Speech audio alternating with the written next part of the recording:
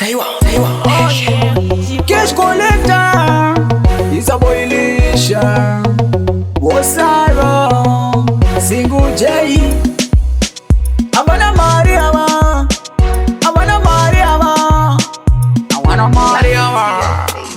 Kugonerwa Avana Mariama, Avana Mariama. Kugotawulisa shabo Avana Mariama, Avana Mariama. Neje ikoko, ikoko, neje chiboko, chiboko. Kudenga ashiko, neje ikoko, ikoko. Unapa miti avanozviti mbinga avakwanise kutenga chitina. Mbinga chaidzo adzita urendo saka tina mutarisi tinashe. Zvake samacheso ndezvashe ameno vanoti avakundike.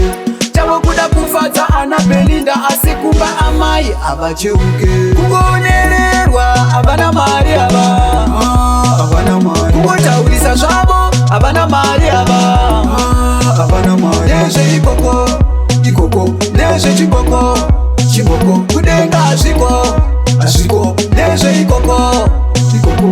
Avakwanise kana kubatsira, vasana ndivo vega vanobatsira. Tumari twaundekwe nando kuda kukorofera ana chipo. Vanongozviti kwavo kwavo, vanongozviti kwavo kwavo. Manje upenyu ndewaMwari, izvi azvirambe zvakadaro. Kugonererwa avana mari ava, avana mari. Kugotaurisa zvavo avana mari ava, avana mari. Nezve ikoko, ikoko, nezve chiboko, chiboko. Kudenga ashiko, nezve ikoko, ikoko. Unapa miti avanozviti mbinga avakwanise kutenga chitina. Mbinga chaidzo adzita urendo saka tina mutarisi tinashe. Zvake samacheso ndezvashe ameno vanoti avakundike.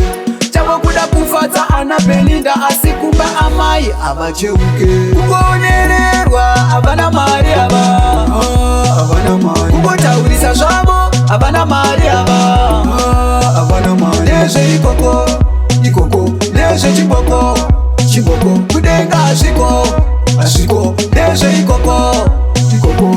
Avakwanise kana kubatsira, vasana ndivo vega vanobatsira. Tumari twaundekwe nando kuda kukorofera ana chipo. Vanongozviti kwavo kwavo, vanongozviti kwavo kwavo. Manje upenyu ndewaMwari, izvi azvirambe zvakadaro.